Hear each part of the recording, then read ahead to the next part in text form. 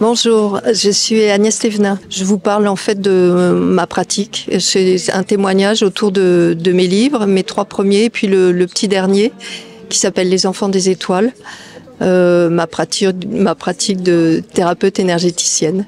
Alors, je suis ce qu'on appelle énergie-thérapeute.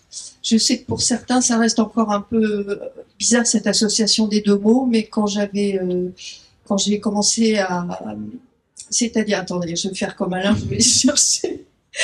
Mais moi, il n'est pas là d'ailleurs. Alain, il est en train de dédicacer, mais il va pas tarder. J'ai commencé à faire ce que je fais, à exercer l'activité que je pratique il y a pas loin d'une trentaine d'années. Et à l'époque, quand il a fallu me déclarer aux impôts, je me disais comment est-ce que je vais faire? Je ne trouvais pas. Et puis finalement, je suis allée sur leur listing et il y avait énergie thérapeute et il y avait toutes sortes de noms les plus bizarres les uns que les autres. Donc ils sont très ouverts à tout ce qu'on peut faire. Dès lors qu'il s'agit de s'adresser à nous. Donc énergie thérapeute, ça veut dire que je soigne les gens. Jusqu'à présent, jusqu'à il y a 3 mois, je ne faisais ça qu'en présentiel, pratiquement. En les touchant, en posant la main sur eux et en me connectant. Alors, il y a une double circulation d'énergie. Moi, d'ailleurs, je vais faire ça avec la main droite parce que c'est avec la main droite que je travaille. Dès que je pose ma main sur une personne, je commence toujours par poser la main sur le centre du cœur, le chakra du cœur. Je rentre en connexion avec elle, avec son être profond, mais en même temps et tout à la fois, je suis traversée par comme s'il y avait un canal à l'intérieur de moi, un canal d'énergie qui s'ouvrait, et les guides des personnes et les miens me dirigent. Et soit me donnent beaucoup d'informations sur ce que vit ou a vécu la personne, et c'est d'ailleurs ce qui fait la matière des livres. Voilà. Soit ils ne donnent absolument rien, parce qu'il y a 2 modes comme ça qui peuvent s'installer. C'est pas moi du tout qui en ai la mesure, c'est eux qui décident. Parfois, ils préfèrent privilégier le mode vraiment énergétique, puissant, profond, vibratoire, quand la personne a vraiment besoin qu'on décolle un truc comme ça. Et là, je n'aurais aucune info, anecdote ou chose comme ça à leur dire et à leur transmettre. Mais en fait, j'ai observé. Au début, j'étais un peu triste parce que je me disais, les gens sont toujours très en demande de leur propre histoire, de l'histoire de vie antérieure. Maintenant, on dit plutôt vie parallèle parce qu'on sait que tout coexiste à peu près, enfin, en même temps. Et ils étaient souvent un peu déçus quand ils venaient au travers de mes livres et qu'ils avaient envie eux aussi d'avoir leur histoire, etc., qu'il n'y en avait pas, que juste la pratique du soin était vibratoire. Alors j'étais un peu embêtée, je me disais, les pauvres. Et puis maintenant, ça me laisse complètement tranquille parce que je sais que de toute façon, ça n'est pas moi qui choisis le mode, ce sont les guides de la personne ou les miens, et que de toute façon, le travail se fait tout autant. J'ai remarqué aussi parfois que c'est quand les gens sont très très en attente justement de quelque chose, quand ils sont vraiment dans le mental, et voilà que, alors peut-être un peu par humour ou pour un peu les forcer, tu parlais de zone de confort là, dans leur zone d'inconfort, eh ben ils vont rien dire du tout. Et c'est bon, ressens un peu, centre-toi sur ce que tu ressens. Et bon, alors parfois c'est pour toute autre raison, la principale étant vraiment l'efficacité.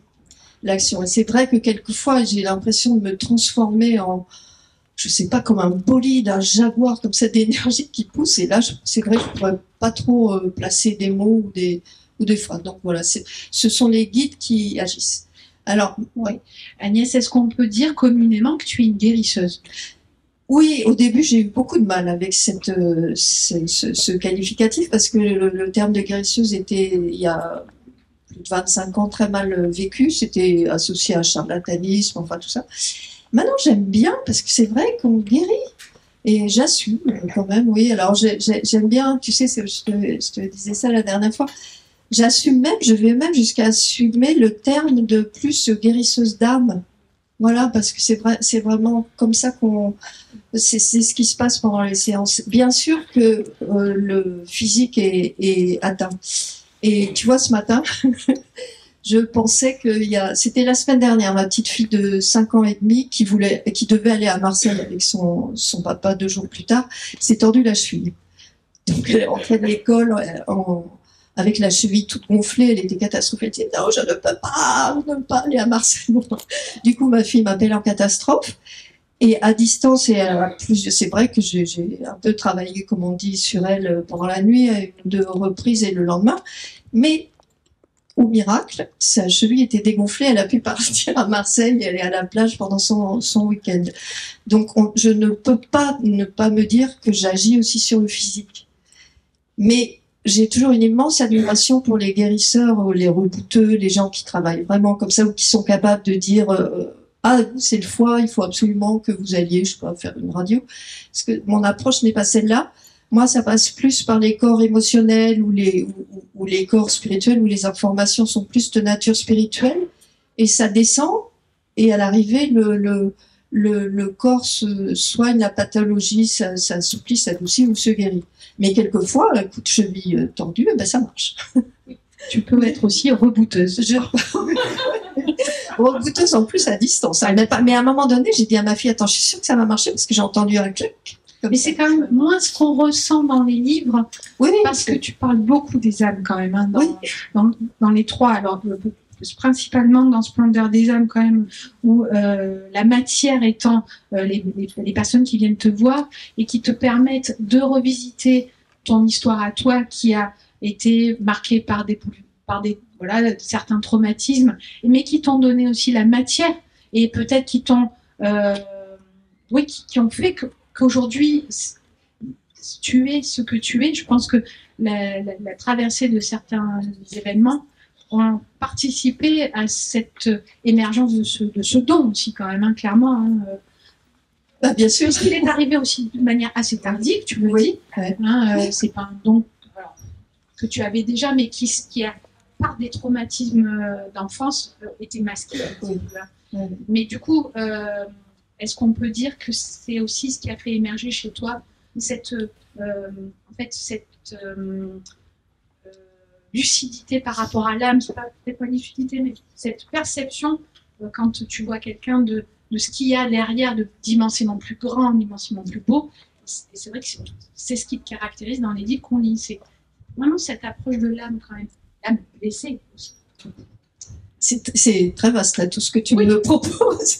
Je vais essayer de m'en sortir. Mais alors, Edune, ce que j'avais envie de dire, c'est que nous tous, en tant que thérapeutes, même je pense les médecins, les dentistes, etc., mais encore plus probablement les gens comme moi, sont fondés sur des épreuves. Je n'en connais pas un qui n'ait pas traversé vraiment des complications extrêmes, que ce soit au travers du deuil, au travers d'une séparation épouvantable, au travers, je sais pas, d'une perte d'emploi, enfin des moments où la vie bascule complètement. Donc c'est un peu comme si on nous préparait en nous disant, il faut que tu connaisses ça parce que les gens que tu vas rencontrer vont être tellement dans la souffrance, la douleur, le malheur, que si tu ne connais pas, tu vas pas pouvoir comprendre. Donc moi, sur la souffrance humaine, je crois que je dis ça dans un des livres, j'en connais un grand rayon. Sur la souffrance physique, beaucoup moins, parce que j'ai eu la chance d'avoir un corps toujours en bon état.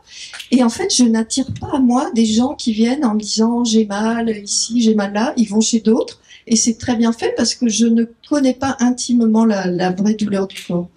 En revanche, les douleurs de l'âme, hein, comme on dit, ou les douleurs du cœur, bien sûr. Et c'est évident que c'est, puisque tu faisais allusion à ça, c'est à la suite d'un deuil, enfin de plusieurs épreuves de l'enfance, mais d'un deuil épouvantable, puisqu'il s'agissait du deuil de ma petite fille de 2 ans, enfin fille à l'époque, j'étais jeune, de 2 ans, que les choses se sont réveillées. Voilà. Et que c'est ça qui en fait m'a fait tout d'un coup sortir. Tout à l'heure avec Alain, on parlait de trajectoire comme ça, de moments de bascule. J'aurais pu continuer dans une vie très agréable, très paisible, j'étais partie vraiment, malgré les épreuves de l'enfance et de l'adolescence, mais ça allait, j'avais rencontré l'amour, c'était bien, j'avais un métier qui me plaisait. D'un coup, il y a cette chose comme ça, c'est comme une espèce de traumatisme violent, profond qui est venu, tout s'est arrêté en moi pendant une dizaine d'années, on va dire, qui m'ont servi à me reconstruire.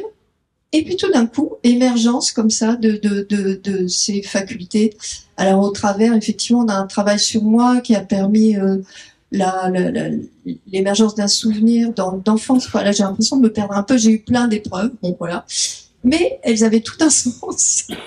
Et déjà aussi le sens, je me rends compte maintenant beaucoup plus tard, et maintenant que toutes ces épreuves sont quand même à peu près surmontées, c'est le sens profond de tout ça, c'est de pouvoir témoigner, de dire oui mais on s'en sort, on peut vivre le pire, on peut vivre vraiment l'horreur, hein, c'est vrai, mais on s'en sort. Et derrière il y a autre chose, derrière il y a la joie, derrière il y a la vie. Dès lors qu'on ne se cantonne pas dans la posture de la victime. Et ça, c'est le gros écueil quand le malheur nous arrive, nous fond dessus. C'est que quelquefois, on n'a pas on croit qu'on n'a pas les ressources, on croit qu'on n'a pas la force comme ça pour surmonter et on se laisse aller. Or, tout ce qui nous arrive, on a effectivement la puissance en nous pour le dépasser, puisque, alors je vais rentrer un peu dans les détails, puisqu'avant notre incarnation, avant de descendre comme ça, avant notre conception, si on parle du bas, c'est avant notre conception, si on parle du haut, si on part du haut des plans de l'avant-vie, plus exactement, en fait, il y a une espèce de petite réunion comme ça entre nos guides, entre ceux qu'on appelle les seigneurs du karma, qui font le déplacement pour l'occasion, et puis ceux qui vont être nos parents, notre père, notre mère, nos frères, nos sœurs, nos amis, nos enfants, etc. Et on nous donne les grandes lignes. Et on est informé des épreuves qu'on va vivre, et on est donc informé et donc consentant. Parce que tant qu'on n'est pas consentant, on ne descend pas. Les gens disent je n'ai pas voulu naître, c'est pas vrai. Alors parfois il est vrai qu'on nous donne un peu de pied dans les fesses, mais on ne nous jette pas, on ne nous projette pas dans une nouvelle vie pleine de douleurs sans qu'on ait la connaissance de ce qui nous attend et sans qu'on ait donné à un certain niveau notre accord. Quelquefois même c'est nous qui nous mettons la barre un peu trop haute et qui nous disons bon alors je voudrais vraiment faire le ménage dans cette vie-là. C'est un peu ce que je rencontre, c'est même beaucoup ce que je rencontre. Je trouve que cette génération, enfin les 3 générations des personnes auxquelles j'ai accès dans ma pratique sont très très très chargées douloureusement, et souvent ce sont des personnes qui se disaient bon, là, je voudrais vraiment en arrêter avec ce cycle d'incarnation sur Terre, mais j'ai laissé un truc au Moyen-Âge, où j'ai laissé, je vais balayer sous tout mon tapis, et puis ça ira. Sauf qu'une fois qu'on est en bas, ça va, mais c'est quand même douloureux, et si on n'est pas aidé, c'est là que quelquefois on peut se sentir complètement dépassé par la multiplicité de ce qui nous arrive. L'enchaînement, comme ça, on dépasse une épreuve et bam, on a 2 ans de calme et il y a autre chose. Mais donc, c'est pour ça que je disais tout à l'heure, on a en nous toutes les ressources pour dépasser ça, et c'est ce qui nous est demandé, pour justement apurer le truc, qu'on arrive à une forme de neutralité émotionnelle ou autre qui nous fait basculer dans notre verticalité spirituelle et qui nous fait comprendre mieux les autres, savoir que oui, la vie est un défi, mais la vie est un défi pendant un moment. Et une fois qu'on a compris un peu le sens des épreuves, celles qui viennent et qui succèdent se vivent beaucoup plus rapidement. C'est pas qu'elles soient moins violentes, quelquefois, je peux en témoigner en ce moment, elles sont toutes aussi violentes, mais on sait qu'on peut les traverser. Et en fait, ce qui nous est demandé, à nous tous, à vous tous qui êtes là, c'est de, contrairement à ce que j'entends beaucoup et ce que j'ai aussi beaucoup pratiqué et dit, la vie sur Terre est insupportable, les humains, j'en ai marre, etc. Mais je m'incluais tout le temps en disant moi aussi, je ne dois pas non plus plaire à tout le monde ou je dois en décevoir beaucoup. Mais ce qui nous est demandé, c'est d'installer cette vibration de paix, cette vibration, ce rayonnement, d'installer, de rallumer un peu les lumières comme ça des humains et d'aider. On est vraiment à un moment de grand changement mondial, on va dire, planétaire, un grand changement de conscience. Le nouveau monde qui nous attend, il faut l'entendre comme une nouvelle conscience et sortir de nos difficultés, nos limitations d'humains, nos blessures, nos revendications, nos guerres, nos colères, nos haines et qui se répercutent dans le monde, et arriver installé sur cette planète Terre à nouveau, parce qu'il est dit que ça existait avant, et peut-être même que nous y étions, et qu'on en a le souvenir et que c'est pour ça qu'on est revenu, mais une ère de paix, comme dans tant d'autres planètes où c'est le cas. C'est ce qui m'amène à parler du dernier livre, des enfants des étoiles, parce que en l'occurrence, il y a quand même des incarnations depuis ces vagues de volontaires dont parle Dolores Cannon, qui est une hypnothérapeute qui a vécu il y a, je ne saurais pas dire, quelques années. Oh, mais elle est décédée il y a pas longtemps. Il y a pas longtemps. Du coup, il y a ça, et ça fait l'objet du nouvel ouvrage d'Agnès, c'est toutes ces incarnations d'enfants stellaires qui viennent donc sur Terre, donc qui ont choisi. Alors, explique-nous, puisque a priori on choisit notre incarnation, comment ça se passe pour ces enfants stellaires qui finalement descendent sur Terre pour faire naître ce nouveau monde. Ce sont des vieilles âmes, j'imagine.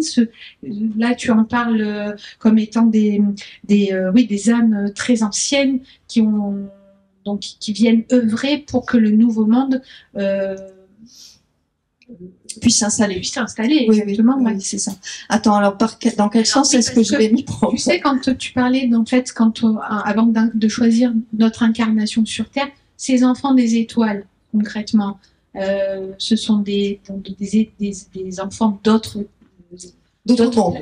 Voilà, donc ça. Ces autres mondes ne viennent pas en tant qu'extraterrestres, ne viennent pas sur notre Terre. Ils choisissent le fait de s'incarner dans des humains, en fait, pour venir finalement aider la planète à éclore, le nouveau monde à éclore, c'est ça?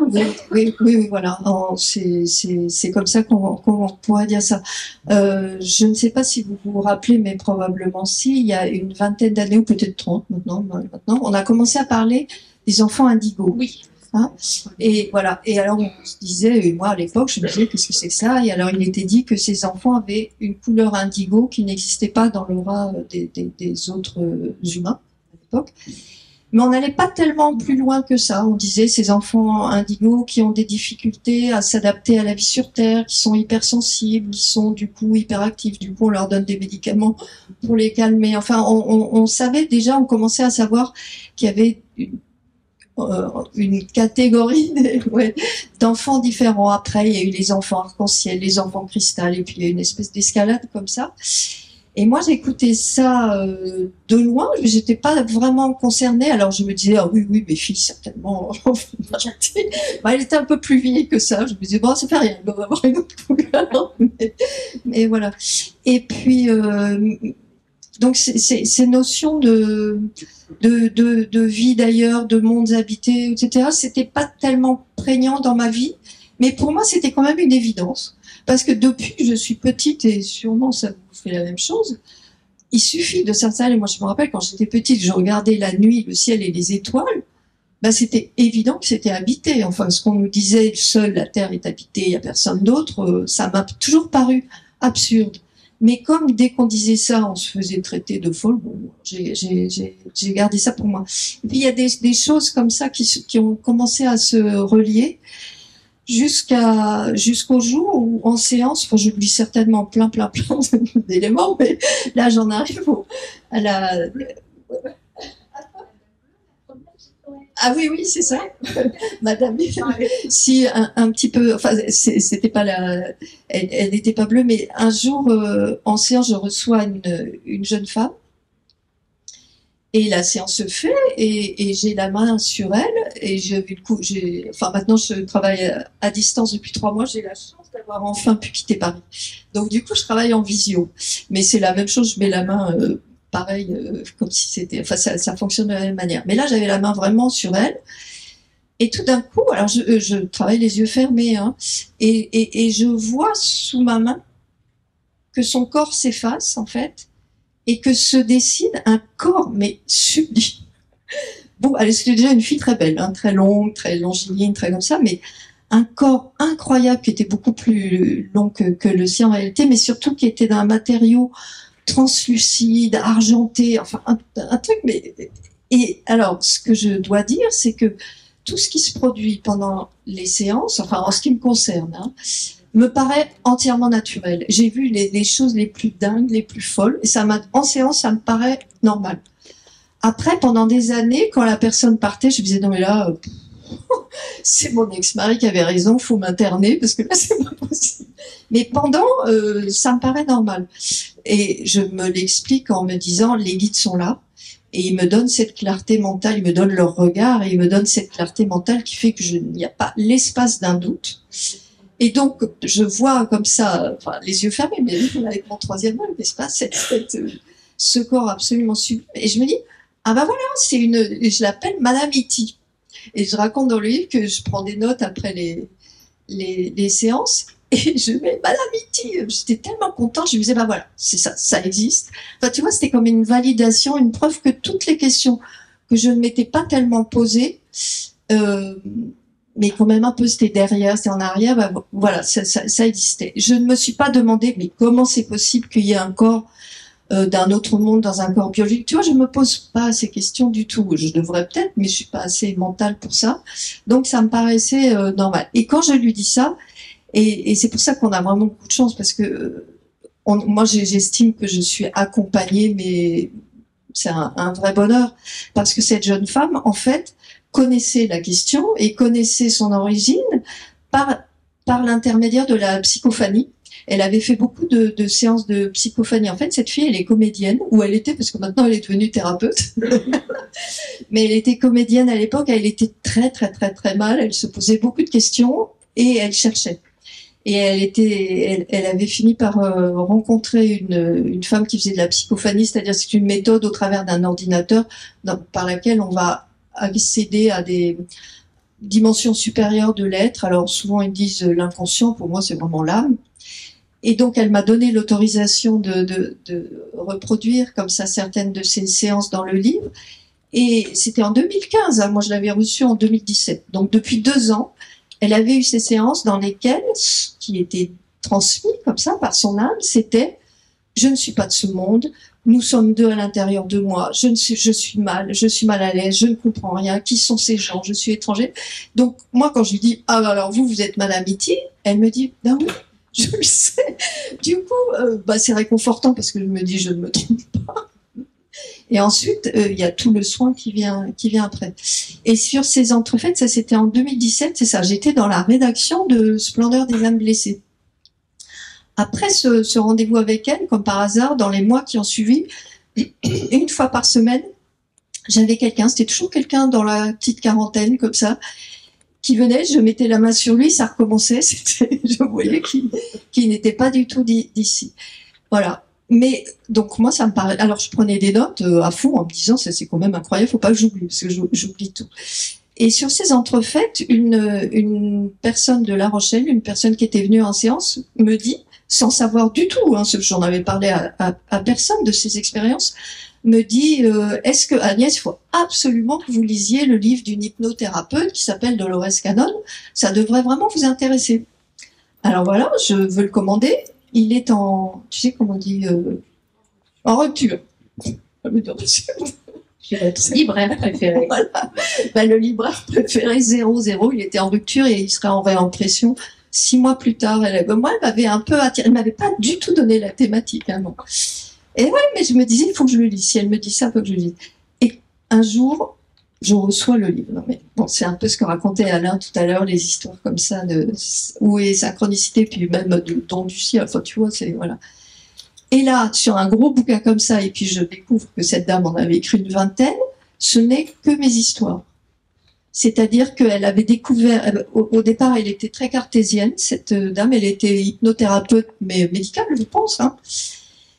Et puis une fois, elle avait eu la même expérience que moi, c'est-à-dire qu'elle avait le retour de quelqu'un qui parlait d'une voix sépulcrale. Moi, ça parlait pas, c'était juste des visions, mais dire je suis ci, je suis ça. Bon, au début, elle a été un peu perturbée, et puis après, elle a mis ça en note, très scientifiquement, parce qu'elle est vraiment d'origine scientifique, et elle a écrit tous ces livres qui, alors du coup, décrivent comme ça ce processus de comment dire, ce sont les grandes âmes qui viennent d'ailleurs de mondes très différents, parce qu'il faut savoir qu'il y a des milliards de peuples dans le cosmos. Ça, ce sont les grands contactés qui nous le disent. Hein. Et moi, ça me paraît évident, parce que quand on voit le milliard d'étoiles et de galaxies et d'univers, machin, ça ne paraît que plausible. Voilà. Et que, voyant un peu ce qui se passait sur la Terre après Hiroshima et voyant l'escalade de la violence, l'escalade du péril nucléaire, etc., là-haut, ils se sont dit, là, faut qu'on les aide. D'une part, parce que ce sont des êtres d'une immense bonté. Et aussi parce que si on fait sauter la planète Terre, bon, c'est notre histoire, ça serait une tragédie pour la Terre, mais c'est notre histoire, mais c'est la leur, puisque ça va bousculer tout le système solaire et au-delà. Alors, je pense bien que ça n'est pas pour cette raison personnelle qu'ils ont décidé d'intervenir, parce qu'ils sont au-delà de ça, mais quand même. Et comme il y a une loi comme ça, universelle, en fait, qui interdit aux civilisations plus évoluées que d'autres de venir c'est comme si nous on attend qu'il y ait des Jésus partout qui nous disent mes enfants arrêtez tout, nous allons nettoyer vos mers, vos rivières et arrêtez de vous faire la guerre. Ils n'ont pas le droit. On doit les humanités, parce qu'on n'est pas la seule comme ça à ce niveau de rat des pâquerettes, hein, d'une certaine manière. Hein, on doit évoluer par nous-mêmes, on doit grandir par nous-mêmes. Et j'entendais hier, je sais plus qui dit, je regardais un truc sur mon téléphone là, sur internet. C'est comme l'exemple, on ne doit pas faire les devoirs de nos enfants. Moi, je disais souvent un enfant qui apprend à oui, c'est une bonne. Ça, je vais le dire à Théo. Non, mais moi je disais souvent un enfant qui apprend à marcher, si on l'empêche tout le temps de tomber, il va pas savoir marcher. C'est la même chose. Là, l'histoire des devoirs, je trouvais ça intéressant. Donc, ils ont trouvé une solution qu'ils avaient déjà empruntée déjà il y a des centaines de milliers d'années. Ils étaient déjà venus aider. Mais là, c'est par vraiment de grande vague. C'est de venir s'incarner en nous. Donc, ça a commencé au moment de ces enfants indigos, ou peut-être un petit peu avant, mais on le savait pas trop. Si, ça a commencé justement avant Hiroshima. Il y a des vieux pionniers, des vieilles pionnières, des vieux tracés comme ça. Mais là, c'est vraiment par vague énorme. Et donc, ce qui moi, vraiment, quand je dis c'est ma plus grande découverte, parce que c'est vrai, je découvre beaucoup de choses depuis 30 ans que je fais je dis travail, c'est pas vraiment le mot, mais bon, voilà, que je fais ce que je fais. Mais c'est qu'on peut porter en soi, puisque je le vois et qu'elle le voyait et que les gens le sentent, et voilà, une biologie E.T. Non, mais c'est complètement dingue. Mon interrogation, c'est est-ce que tous les gens qui viennent d'ailleurs, qui sont reliés comme ça aux autres mondes, ont ce corps à l'intérieur d'eux ou pas? Je n'en sais rien, parce que moi, je débarque. Hein, c'était en 2017, et la vérité nous est donnée au compte-gouttes. Alors, c'est vrai que je cherche beaucoup au travers de livres, au travers de témoignages, sur Internet, beaucoup est donné. Sachant que la parole se libère quand même. Hein. Il y a de plus en plus de livres sur les galactiques, sur les stellaires. Voilà. C'est un sujet qui... je vois passer en librairie de plus en plus de livres sur ce sujet-là. Voilà. Donc, c'est en train de... Ou tout au moins, vous êtes amené à transmettre, vous. J'imagine que quand tu écris, il y a forcément une volonté. Ça a été, voilà, c'était une commande. Qui dit, allez, maintenant, il faut transmettre. Oui, Et mais c'est en lien aussi avec ce que j'ai oublié de le dire, mais la fréquence terrestre, la fréquence magnétique vibratoire, je ne sais pas trop comment on dit, excusez-moi, je ne suis pas très scientifique, mais s'élève. Cette fréquence-là s'élevant, nous qui vivons à sa surface, en bénéficions.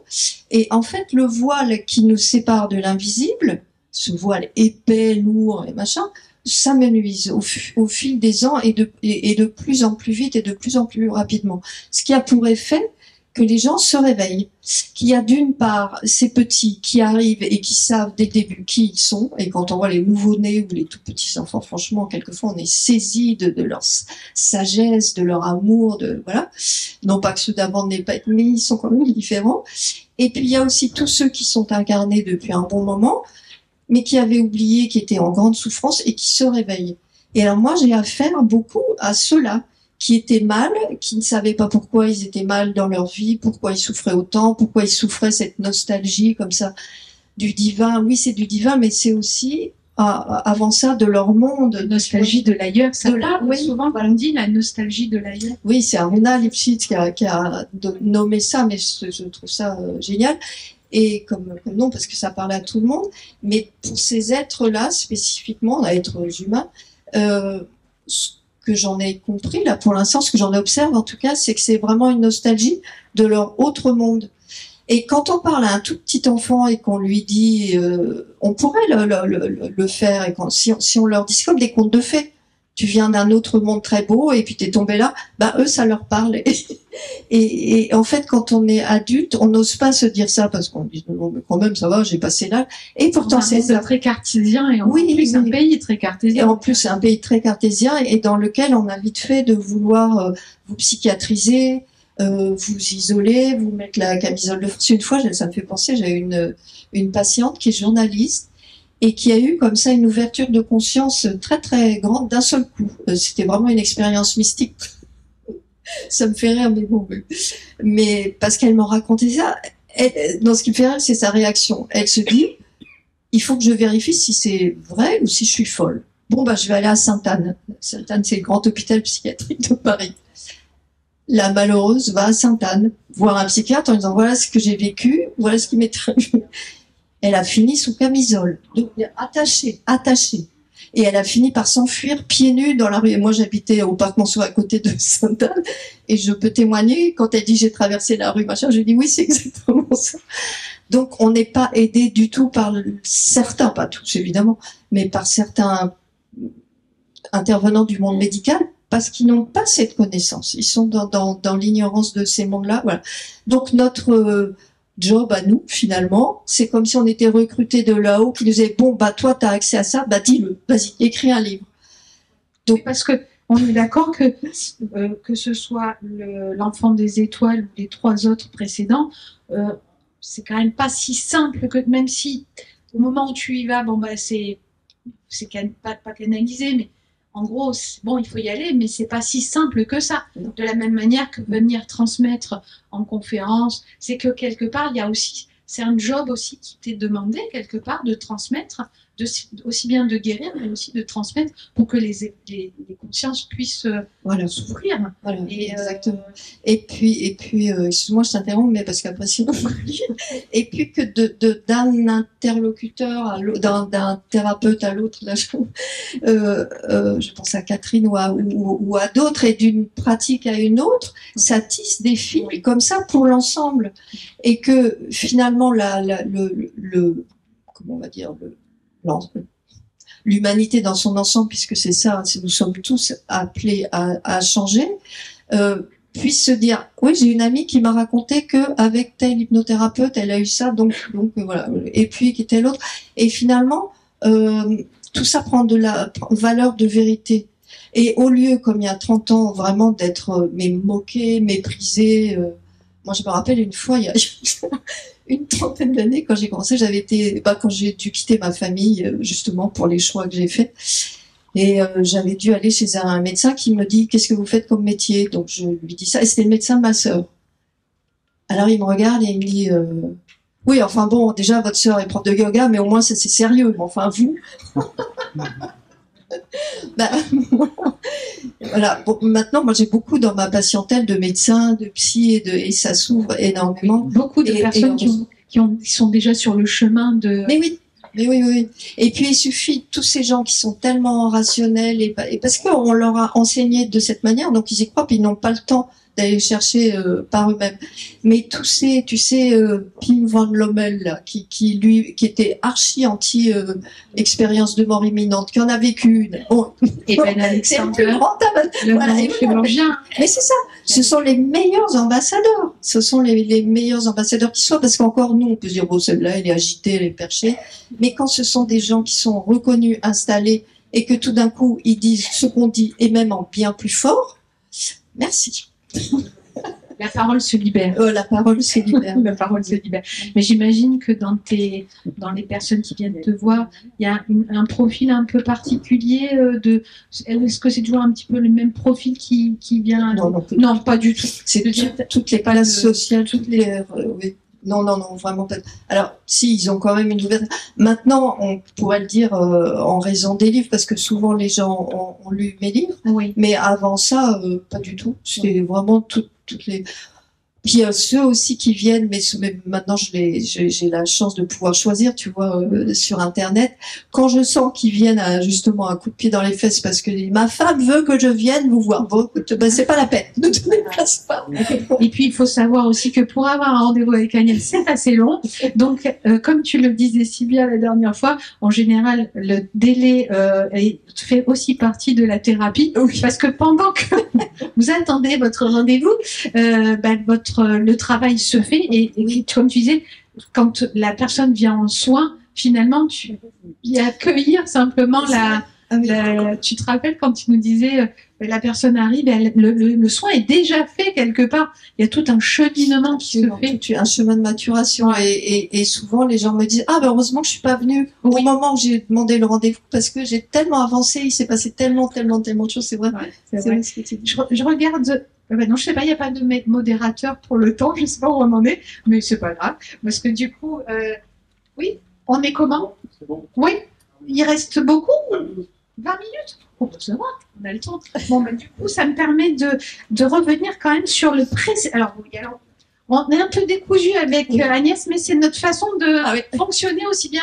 à Agnès qu'à moi. Alors du coup, bon, j'espère que vous arriverez un petit peu à nous suivre. C'est l'arborescence. Oui, c'est ça. Parce que, en même temps, je pensais à ce magnifique livre qui est donc le précédent de des enfants des étoiles, qui s'appelle Dans le silence de l'amour. Et en fait, Agnès, je voulais simplement que tu reviennes sur le fait de comment ça se passe quand tu fais un soin à une personne. Et le soin, en fait, reflète exactement ce qui est dans le thème, dans le titre du livre. Tu dis que quelque part, il y a quelque chose qui s'installe vraiment dans le soin que tu vas prodiguer. Alors, tu l'expliques très bien dans le livre, donc je ne vais pas aussi bien te poser la question. Moi non plus, parce que j'écris mieux que je parle. Enfin, j'ai l'air de dire que j'écris bien, mais comment te dire ça? Quand je rentre quand je rentre en écho comme ça avec la personne que je vais soigner, et ça peut se produire aussi bien quand j'ai la main sur eux, quand je les ai sous la main, comme j'ai eu pendant plus de 25 ans. Maintenant, depuis quelques mois, comme je te le disais, là j'ai eu la chance de pouvoir quitter Paris, je fais à distance, c'est exactement la même chose. Il y a comme c'est comme une vibration, mais en fait c'est une vibration de silence. Et je rentre dans une zone, pour moi c'est le terme que j'utilise, je ne sais pas si ça parle à d'autres, mais j'ai l'impression de rentrer dans une zone d'éternité, tu vois, où le temps n'existe plus. Il n'y a pas de présent, de passé. Voilà. C'est vraiment ce silence. C'est vraiment une notion. Et quand je dis silence, je vois le cosmos, c'est tout noir et silencieux. Parfois, ça peut être très lumineux, mais souvent, c'est ça.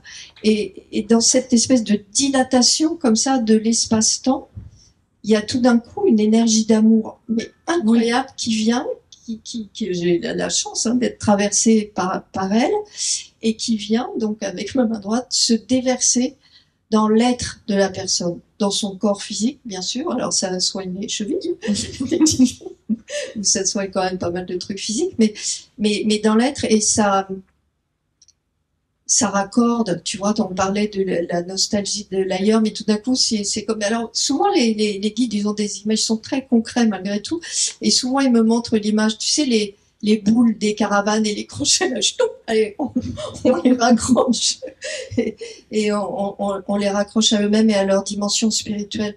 Il y a cette espèce de... C'est une zone de non-temps. Mes filles me disent toujours, qui sont elles-mêmes thérapeutes, qui sont devenues thérapeutes d'ailleurs, mais elles me disaient toujours avant ça, mais pourquoi tu mets un réveil quand tu travailles, quand tu me fais un soin, pourquoi tu mets un réveil? Je dis parce que sinon, ça pourrait durer soit 2 minutes et demie, soit 2 heures. Or, je calibre sur 1 heure, bon, ça peut dépasser si tu veux, mais parce qu'il y a plus ça, je suis dans une espèce de dilatation et d'inter-échange avec la personne. Et alors parfois, donc, il y a ce flot d'informations qui vient et qui guérit la part vraiment profonde de l'être et de certaines expériences. Sachant, Agnès, que la guérison, aujourd'hui, je ne sais plus dans quel livre je disais ça, mais en fait, la guérison, ce n'est pas spécialement de guérir d'une maladie, mais de guérir tout court. C'est-à-dire, aujourd'hui, dans notre système de pensée, c'est entre guillemets encore très mal vu de mourir ou d'être malade. Oui. Et en fait, la guérison, elle est bien au-delà de... C'est une guérison... Je pense que tu en parles peut-être dans Les Enfants des Étoiles. Je sais plus dans quel livre à un moment donné. Ah oui, peut-être je crois que c'était le dernier où à un moment donné, tu parles de ça. Cette jeune femme qui finit Oui, décédée. voilà, ça y est, exactement. Il y a cette histoire magnifique de cette jeune femme, je ne sais plus, qui t'a laissé d'ailleurs un souvenir assez marqué.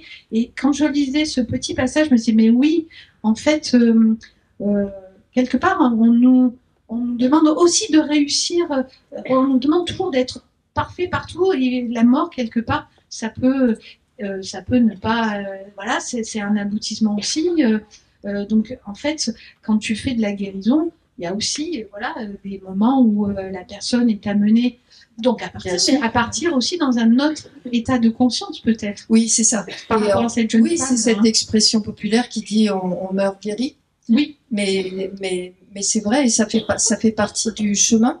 Et dans ces expériences-là que j'ai vécues à plusieurs reprises, parce que ça m'est arrivé d'accompagner des personnes comme ça, d'aller à l'hôpital jusqu'au bout, ou dans ma vie privée, ma propre grand-mère, c'était il y a très longtemps, de les accompagner.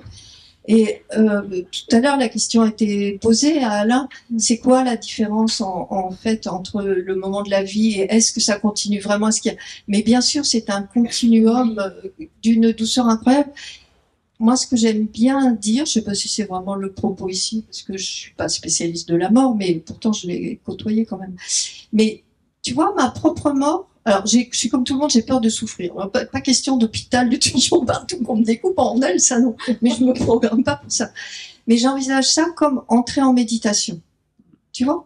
Et que, alors c'est un mouvement inverse, mais que tu vois, au lieu d'avoir le souffle qui nous traverse comme ça, le souffle qui se retire petit à petit, et en même temps, hop, on passe dans la lumière, on monte, et tu vois, et pour moi, c'est vrai, je suis convaincue, enfin, j'espère réussir mon coup, mais que ce soit comme ça. Et l'autre jour, ma sœur me disait qu'elle a une de ses amies qui souffrait tellement depuis des années, qu'elle avait demandé, tu sais, le processus de médication, là. Enfin, elle s'est suicidée en quelque sorte, mais c'est interdit en France, mais heureusement qu'elle l'a fait, ça fait des années qu'elle vivait un cauchemar. Et elle avait demandé, ma sœur était catastrophée, parce qu'elle avait demandé à être seule pendant ce moment. Elle disait, tu te rends compte, elle me met. Et bien j'ai dit, mais je comprends, ma sœur, je comprends ça, c'est un moment tellement intime, où on est en paix avec l'ici, maintenant, avec nos êtres aimés, avec nos enfants, nos compagnons, avec ceux qui restent et qui seront à côté de nous. Mais voilà, une page se tourne et on poursuit, mais là, dans un chemin de lumière. Comme un battement d'aile. Exactement, c'est ça. Faut pas avoir peur de la mort, faut pas avoir peur de la mort. Et en disant ça, il y a plein de fois où je me dis, oh là là, vivement, heureusement, je vieillis, ça se rapproche. Mais c'est pas pour autant que je placerai jamais la moindre intention de supprimer la vie de ce corps. Jamais. Je sais que de toute façon, on n'a pas le droit. Alors bon, si on n'a pas le droit, on n'a pas le droit. Agnès, est-ce qu'il t'est arrivé dans les rencontres que tu as faites, qu'on te demande à ce que tu aides à passer les âmes aussi, ou c'est pas quelque chose qui t'est demandé, ou est-ce que c'est quelque chose que tu veux dire une fois qu'elles sont parties? Oui, c'est ça. Oui, parce que ça t'arrive dans oui, ça t'est arrivé. Oui, ça m'est arrivé. Et c'est un moment toujours très sacré, très beau, et ça arrive en séance. Hein. Ouais. Principalement aussi pour les petits, les jeunes femmes que je reçois qui ont vécu des fausses couches, des avortements, et les âmes se représentent. Tout à l'heure, on disait là, avec Alain que après la mort, on se fond dans la source et qu'il n'y a plus de retour possible. Ça n'est pas mon expérience. Même si quelqu'un est décédé il y a 40 ans, il y a 50 ans, si besoin est, il descend. Et il vient réconforter l'autre, lui dire ça va, tout va bien, ne t'inquiète pas. Puis il repart, mais au moins, tu vois, il laisse en paix. D'accord. Alors, je regarde encore le jeune homme. Je ne sais pas où on en est. Hein. Il reste 15 minutes. Ah, mais ça va. 15 minutes, c'est super. Alors du coup, attends, qu'est-ce que j'avais aussi à te demander, Agnès, parce que moi, je reviens dans Les Enfants des Étoiles. On y était toujours. Mais il y a un petit passage que j'ai beaucoup aimé sur l'histoire du chat, qui, tu sais, oui. Est-ce que on a le droit de déflorer un peu l'anecdote ou oui. Parce que j'ai trouvé ça tellement drôle et tellement parce qu'en fait l'avantage du livre d'Agnès, c'est dans les autres aussi, c'est qu'en fait c'est comme une vague, c'est des va-et-vient entre l'histoire de tes patients, ta propre histoire, et puis le recul que tu en as, et puis on revient. En fait, c'est vraiment comme si je faisais une danse avec toi à chaque fois que je prends un de tes livres. J'ai l'impression de comme une vague, un ressac de la mer qui avance et qui recule, et on part dans l'histoire d'une personne que tu as soignée, puis on revient dans ton histoire avec ce que tu as connu, ce que tu as vécu. Et dans celui-là, il y a cette petite anecdote du chat que j'ai trouvé assez, voilà, par rapport à tout le reste, peut-être parce que ça venait après l'histoire de la jeune femme dont on parlait tout à l'heure, et voilà, donc ça arrive quand même à... Alors, voilà, je te laisse parler de ce... Alors, je parle de cette histoire, ouvrez grand vos esprits, parce que effectivement, c'est pas vraiment concret, mais ça m'est arrivé, et encore une fois, je me répète, mais encore une fois, quand ça m'arrive, je sais que c'est vrai, je sais que ça existe, je sais maintenant, depuis longtemps, je me suis fait au début tromper. Mais ça, les thérapeutes comme nous, ça nous arrive, on se fait complètement, tu vois, malmener par des entités, mais c'est pour qu'on sache un peu faire qu'on apprenne le discernement. Donc là, ce que j'ai écrit et ce que je vais vous raconter, je sais que c'est vrai. Alors j'étais, vous savez, quand on a l'esprit comme ça, c'est même pas que j'étais dans une méditation, je sais plus trop ce que je faisais, mais je sais que j'avais l'esprit ouvert. Et tout d'un coup, je vois le chat de ma fille Clara, qui est un abyssin, sont ces chats de l'Égypte ancienne, là, très fins, très particuliers, très connectés. Bon. Et là, je me retrouve, et je sais que c'est réel, dans un vaisseau. Hein. Alors, peut-être que ça peut paraître voilà, bizarre, mais moi, ça m'arrive régulièrement. Donc, c'est pas ça qui m'étonne. Je suis dans les couloirs, comme ça, d'un vaisseau, je vois ces grilles. Et j'ai le chat donc sur mon épaule, ce qui est pas très courant parce qu'il est exclusivement avec ma fille Clara et il vient rarement sur nous. Mais bon, il est sur mon épaule et c'est comme s'il me disait non pas cette porte-là, vas-y ouvre celle-là. Donc j'ouvre une porte et là il y a une petite pièce mais avec une très grande table et autour de cette table, je commence par me voir moi, sauf que j'ai une trentaine d'années et puis je vois mes deux filles, j'ai envie de dire, comme elles le disent en plaisantant, mes deux filles vivantes, là, qui ont un peu plus de la quarantaine, sauf que là, elles ont 20 ans. Je vois encore? Je vois, je vois, ma fille décédée à 2 ans, qui en a 20. Pareil, tout ce monde-là. Je vois ma petite fille qui a 5 ans à l'époque et qui, là, en a une quinzaine. Je vois un jeune homme, je sais que c'est mon petit-fils qui doit avoir 14-15 ans, or il est encore en gestation. Et je vois encore une autre personne qui est de dos, et je sais que c'est encore une âme qui doit arriver chez l'une ou l'autre de mes filles. Voilà. Et puis aussi, je vois un jeune homme inconnu, et dans ma tête, je dis, mais c'est qui lui? Et il me dit, bah, enfin, c'est moi. Et c'est le chat qui est sorti de sa peau de chat et qui est là.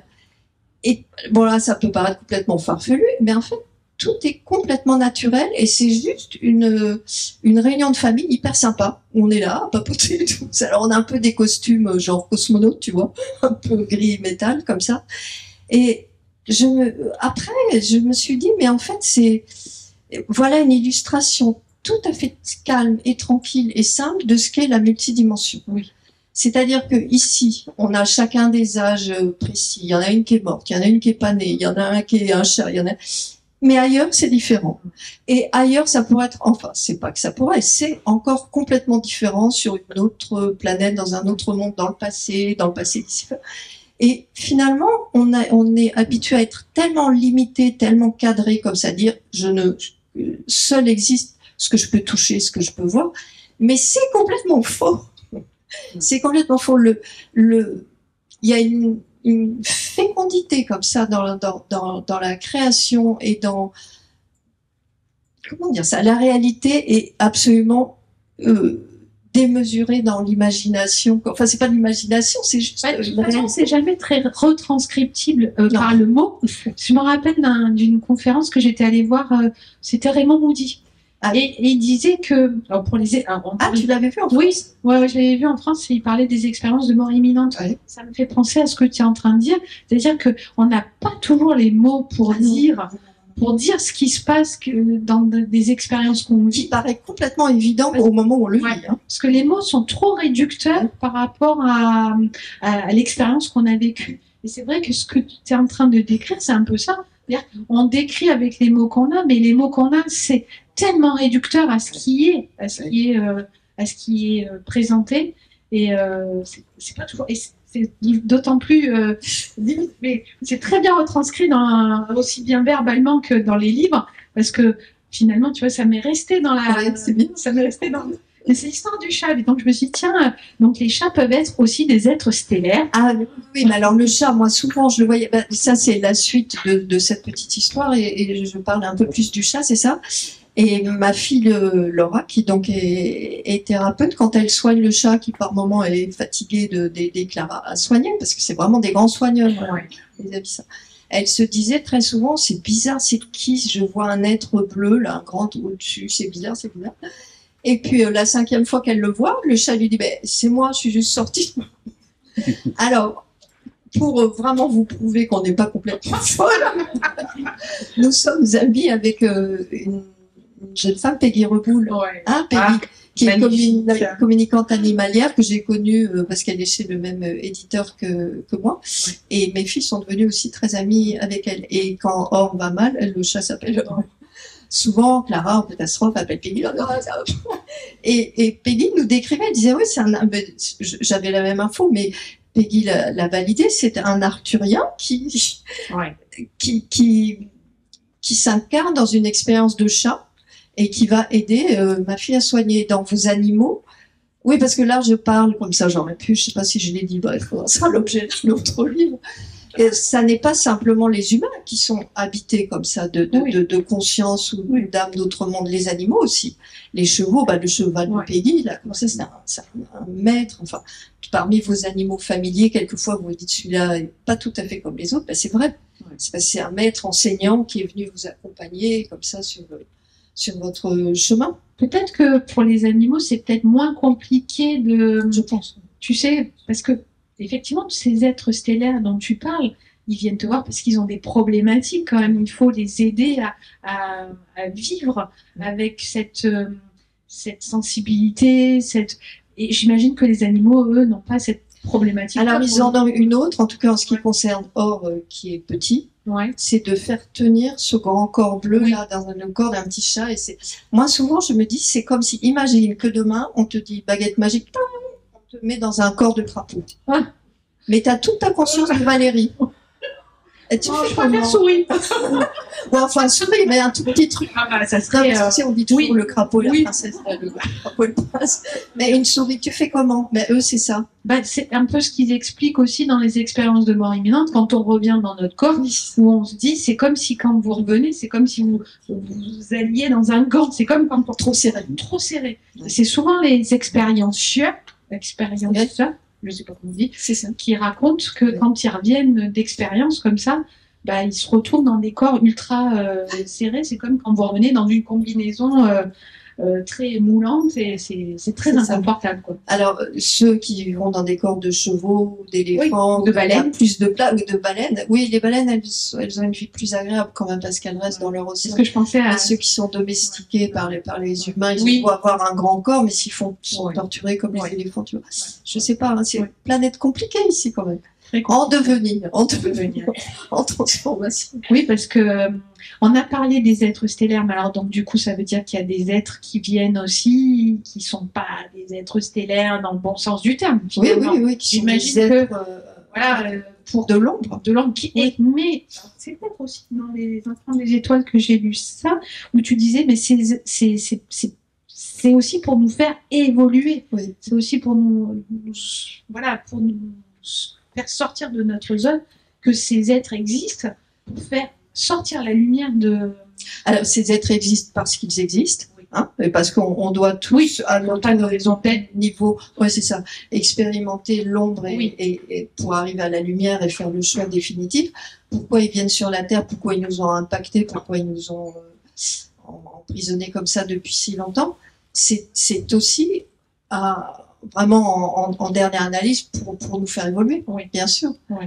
Oui. C'est ça, c'est comme pourquoi est-ce que j'ai choisi, puisque donc comme on le disait tout à l'heure, on choisit nos parents, pourquoi est-ce que je choisis une mère bourreau, un père violeur, un grand-père, c'est pas parce que je suis complètement débile, c'est parce que j'ai décidé d'accepter de comprendre vraiment dans l'humain, dans sa profondeur, dans sa noirceur. C'est pas toujours comme souvent on a tendance à le penser parce que c'est retour de karma, j'ai été moi-même très méchant donc je me reprends ça en retour. Pas du tout, parfois c'est pas. Ouais. C'est pour connaître, pour expérimenter et au final faire le choix. Et se dire, et ça je vois ça tu sais souvent en séance. Ouais. Et des gens qui ont des passés épouvants, enfin passés ou des vies parallèles dans d'autres expériences comme ça épouvantables, qui n'arrivent pas à se pardonner. Et le message de leur guide, c'est toujours arrête, mais arrête, ça suffit. Il fallait que tu en passes par là pour le connaître. Stop. Arrête de te fouetter, de te flageller. Parce que c'est peut-être aussi au niveau de la religion, le fait, est-ce qu'il n'y a pas une empreinte de la religion qui fait qu'il y a une culpabilité, et peut-être aussi de la littérature qui a tourné autour de tout ça, où on parlait donc, le karma, voilà, t'as fait ça dans la...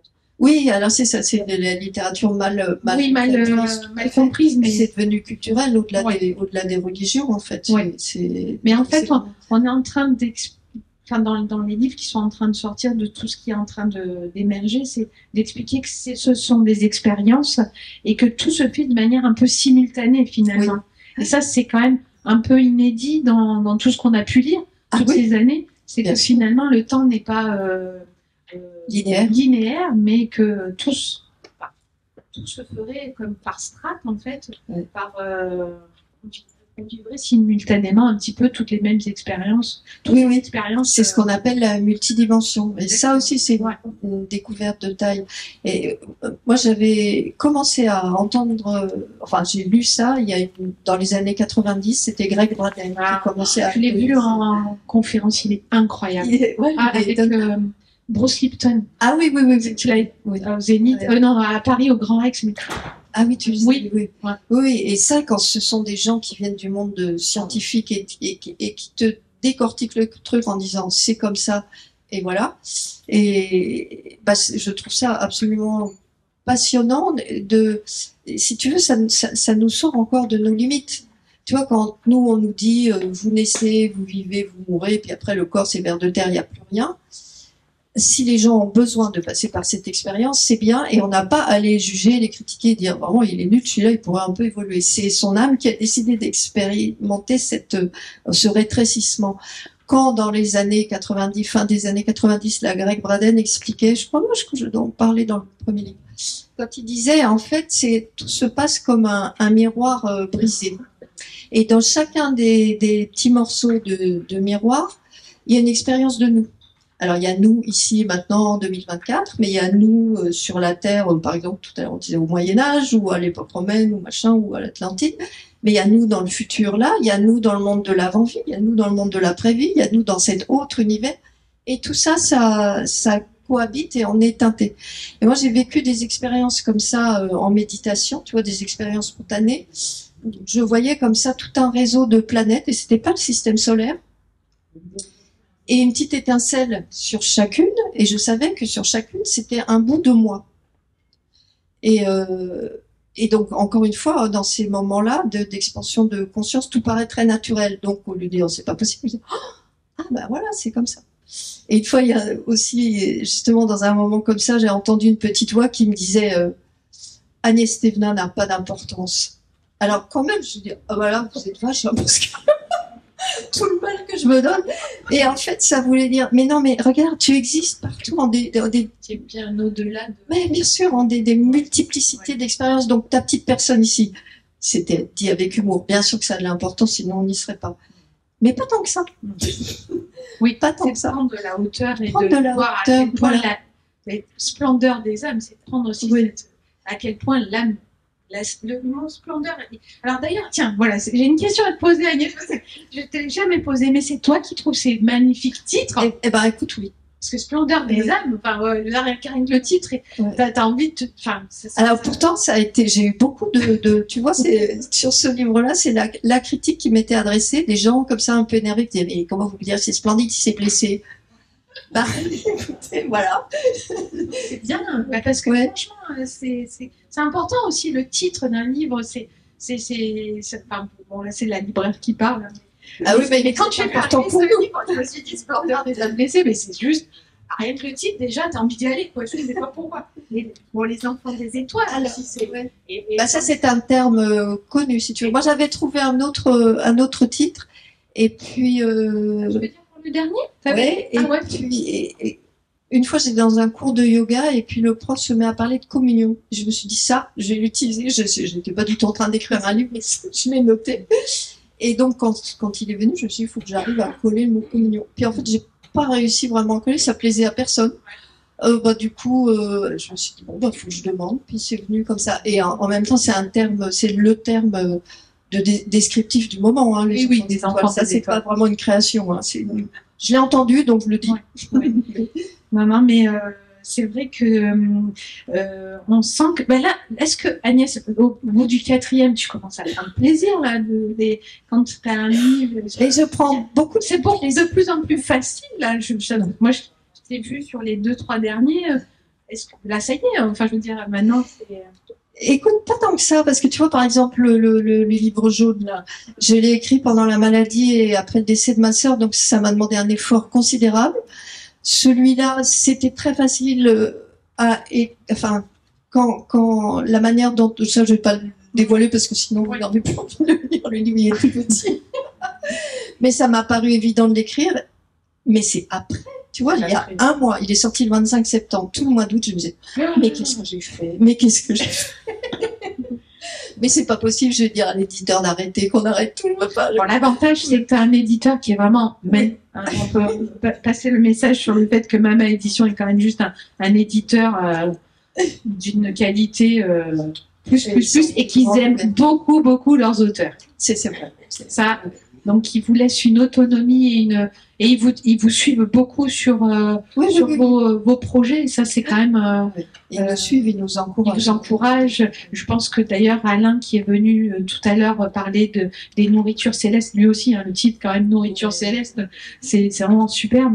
Et je pense qu'il disait... c'est parce qu'on a eu Patrick... on a eu...